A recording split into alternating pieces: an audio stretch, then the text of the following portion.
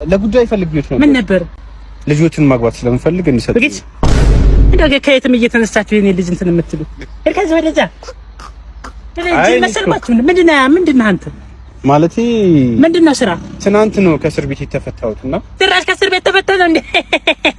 የኔ ልጅ የምትጠይቀው እንደ ብትደፍረኝ ነው አንተ እንደው ዝም ብለህ ከየትም እየመጣ ከእስር ቤትም ከምንም እየመጣ የኔ ልጅ እኔ እኮ እስር ቤት መታሰር ፈልጌ እኮ አይደለም እኮ ምን አድርገህ ነው የታሰርከው? የሆነ ጊዜ ሞቅ አለኝና የሆነኛ ሰፈር የሆነ ቆንጆ ልጅ ያለ ሰውዬ ነበሩ። እሺ እና ልጆችን ለልጄ ስላቸው አጎፈሉ በቃ ሞቱብኝ።